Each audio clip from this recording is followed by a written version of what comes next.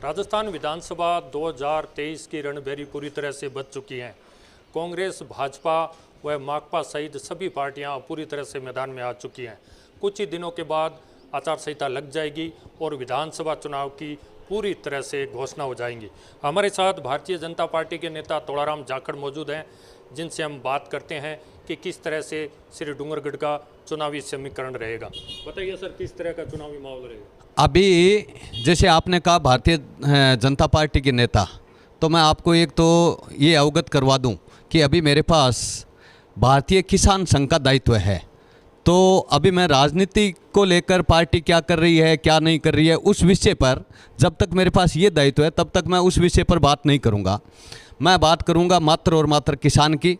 और जो कांग्रेस सरकार के अभी जो कार्यकाल चल रहा है तो वो तो जनता के सामने है। किसान के लिए जो भी योजनाएं हैं उनका सुनिश्चित किया जाए। वो बार बार सरकारें ये कहती रहती है और गाए बगाए लोगों से ये आवाज़ें उठती रहती है कि किसान को ये फ्री चाहिए, वो फ्री चाहिए, फला चाहिए। किसान कभी फ्री नहीं मांगता। किसान अन्नदाता है, वो देने वाला है। हम ये कहते हैं कि हमें अगर बिजली के पैसे ले रहे हो, वो चाहे किसान से लो या कुछ अगर सरकार भी सब्सिडी दे रही है, तो जो चीज़ आप बेच रहे हो वो घटिया किस्म की हम सहन नहीं करेंगे। हम वो घटिया किस्म की लेंगे नहीं। और जब घटिया किस्म की चीज़ें मिलने की वजह से अगर हमारा नुकसान होता है, किसान का, अन्नदाता का नुकसान होता है, उसकी भरपाई उन कंपनियों को या सरकार को करनी पड़ेगी। आज बिजली की हालत किसी से छुपी नहीं है। ट्रांसफार्मर 3-3, 4-4 महीने से मिल नहीं रहे हैं। जो ठेकेदारों की ऐसी मनमानी है कि कहीं भी सुनने को मिलता है कि वो टेंडर तो किया था, लेकिन जाखड़ साहब वो तो ठेकेदार है, सामान लेके भाग गया। तो आप क्या कर रहे हो भाई? यहाँ पे सरकारी डिपार्टमेंट क्या कर रहा है? अगर सामान लेके भाग गए उनके खिलाफ एफआईआर क्यों नहीं दर्ज करवाते? अगर ऐसा कानून नहीं है तो कानून हार्ड बनाइए उनको, वो जेल में होने चाहिए ना, फिर वो बाहर क्यों घूम रहे हैं? अभी मैं बात किसान की करूंगा। और चाहे भारतीय जनता पार्टी हो या कांग्रेस हो, मैं तो ये कहता हूं कि वादे कम कीजिए, कोई दिक्कत नहीं है, लेकिन जो वादे करते हो जनता उस पर भरोसा करती है, तो जनता का भरोसा मत खोइए। और कांग्रेस का शासन तो चाहे सामने है, ये अपने आप ही सौते ही जाएगा, क्योंकि स्थिति बहुत ही बदतर है। मैं बीच में आपको रोकना चाहूँगा। श्री डूंगरगढ़ में फिलहाल विधायक मार्क्सवादी कम्युनिस्ट पार्टी का है, और अब जो चुनाव आ रहे हैं तो कुल मिलाकर समीकरण उसी तरह से रहने वाले हैं। तो आपको क्या लग रहा है, भाजपा की स्थिति क्या रहेगी? जो राजनीतिक मामला है इसमें ऐसा है कि ये मुख्य रूप से टिकट वितरण पर निर्भर करता है। और रही बात, कई जगह हम परसों तरसों कहीं बैठे थे तो ऐसे ही जब चर्चा होती है तो हम भी एक समाज का हिस्सा है, और भारतीय जनता पार्टी में हमारी अहम भूमिका रही हुई है। अभी हमारे पास दायित्व है किसान संघ का, तो हम वो निभा रहे हैं, लेकिन चर्चाएं तो राजनीतिक, सामाजिक सब होती है। तो उसमें ये एक बात उठकर आई कि यार सर्वे करवा कर भी कई बार टिकटें देते हैं, और वो टिकटें, वो सर्वे फेल क्यों हो जाता है? तो मैं एक तो ये कहना चाहूँगा कि भाई सर्वे, अगर बाहर वाला कोई भी आदमी आएगा और वो अगर 20 आदमियों के सामने अगर पूछेगा, तो वहाँ पे कैसे ओरिजिनल चीज़, मुख्य जो चीज़ है वो निकल कर कैसे आएगी? जनता हो सकता है नए को चाह रही है, लेकिन वो ये भी तो नहीं चाह रही कि यार पता नहीं इनके मीडिया के सर्वे से क्या होता है, कल को अगर हमने नाम किसी तोड़ाराम जी या किसी अन्य को अगर ले लिया और फिर ये नाराज़ हो जाएंगे जो पुराने, तो वो तो दबी जुबान उनका ही नाम बोलेंगे जो पहले से बैठे हुए हैं, जिनका एक लोगों का काम भी पड़ता है। और आम आदमी जो काम करता है वो किसी से बिना मतलब का बेरभाव मोल नहीं लेना चाहते।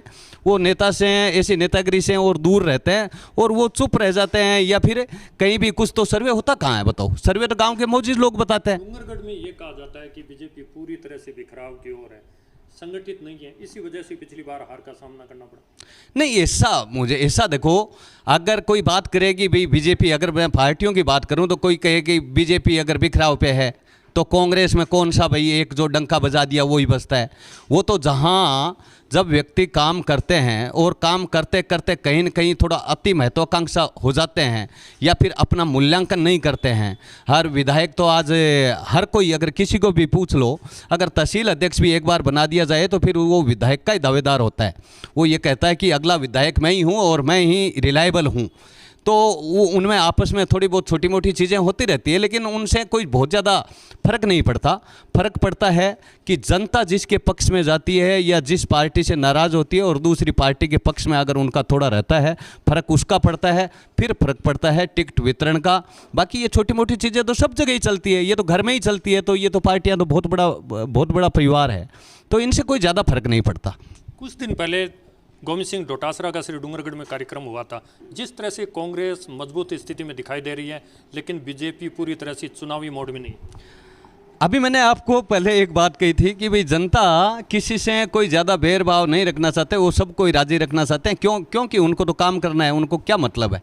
तो नहीं, मुझे तो ये लगता है कि जो भी अगर सरकार की जो भी रैली होती है, जो सरकार रहते हुए, तो उनमें जो आ रहे हैं उनसे आप वोटों का आंकलन ना करें और ना ही ये समझें, ये कोई सुनिश्चित नहीं होता कि भाई आगे जो अगर इतने आदमी इकट्ठे हो गए तो आगे वो कांग्रेस की ही सरकार बनेगी। क्योंकि वो तो दबाव के कारण भी आते हैं, कई तरह के कारण हैं। सरकार में रहते हुए कई लोग लाभान्वित होते हैं सरकार से, तो उनकी मजबूरी हो जाती है कि वो लेकर आते हैं। फिर जब वो गांव में अगर कहते हैं तो गांव में भी उनके रिलाइजन ठीक होते हैं, तो वो उस ढंग से उनको कोई वोट देने थोड़े ही आना है। वो भी आ जाते हैं कि यार चलो ये कह रहे हैं तो आ जाते हैं। उनसे आप आंकलन नहीं कर सकते। और कांग्रेस तो ये अपने डोटासरा जी को तो मैंने कई बार सुना है, उनका तो उनकी भाषा और उनका तो एक ही रहता है। पता नहीं, ये एक सामाजिक संस्था है। आरएसएस संघ जो एक सामाजिक संस्था है, ठीक है, उनके विचार हो सकता है भाई वो राष्ट्रवादी के विचार हैं और बीजेपी के साथ ज़्यादा मिलते होंगे, वो हो सकता है। किसी भी व्यक्ति का विचार कहीं भी हो सकता है। और संघ के द्वारा ऐसे कांग्रेस में भी बहुत सारे लोग हैं जो राष्ट्रवादिता के लिए या अच्छा काम कर रहे हैं, तो संघ तो उनका भी कभी विरोध नहीं करता। वो तो बस एक ही चीज़ है कि हम संघ को ये कर देंगे, वो ये कर देंगे। अरे भाई, आप जब विपत्ति आती है, कहीं भी समस्याएं आती है, तब सबको, सरकार को, चाहे वो विपक्ष की हो या कोई और हो, या वहाँ के क्षेत्र के लोगों को या अन्य सामाजिक संस्थाओं को भी संघ ही याद आता है कि आज हमें कहीं बाढ़ पीड़ित है, कहीं और है, अतिवृष्टि या किसी भी कोई होता है, तो वहाँ पे संघ की याद आती है। वो तो संघ के पीछे पड़े हैं, अशोक जी गहलोत को खुश करने में लगे हुए हैं। बाकी ऐसा वो कोई डोटासरा जी कह गए तो कोई उनके आने से या कुछ हो गए, तो ऐसा थोड़ी है कि डूंगरगढ़ में बीजेपी के अंदर भी कुछ ठीक ठाक नहीं चल रहा है। जैसे वसुंधरा राजे, उनको साइड किनार किया जा रहा है। क्या मुख्यमंत्री वसुंधरा राजे होनी चाहिए? देखो, वो बहुत बड़ा इश्यू है। और हम ज़मीनी स्तर पे, जिसमें अभी तो मैं किसान संघ से जुड़ा हुआ हूँ, लेकिन हम ज़मीनी स्तर के हैं, उनमें वो क्या चल रहा है क्या नहीं चल रहा है, वो हो सकता है कितनी सच्चाई है, कितनी अफवाहें हैं। वसुंधरा जी को मैंने तो उनके भाषण देते हुए कहीं ज़्यादातर सुना है, वो मोदी जी की दिल खोल कर तारीफ़ करते हैं। और जो भी नेता, अगर अन्य नेताओं की भी बात करते हो तो वो वसुंधरा जी का सम्मान करते हैं, वसुंधरा जी उनका करते हैं। तो पता नहीं उसमें क्या सच्चाई है। और छोटे मोटे अगर है तो भी वो छोटे मोटे तो होते रहते हैं मनमुटाव, लेकिन मनभेद कहीं नहीं है।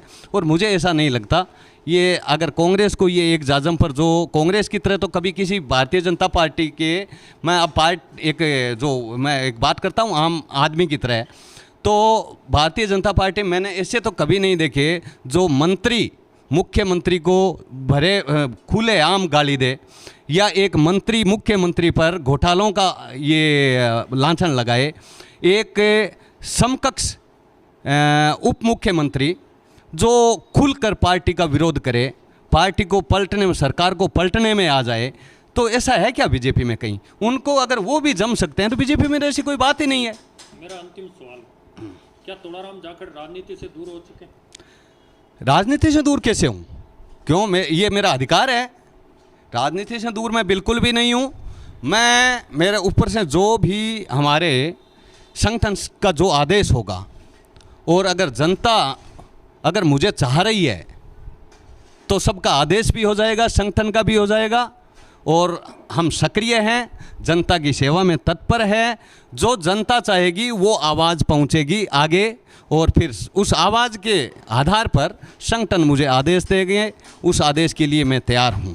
और मैं कभी भी अगर मैं एक राजनीति को सेवा के रूप में मान रहा हूं, और मैं सेवा से कभी दूर हो नहीं सकता।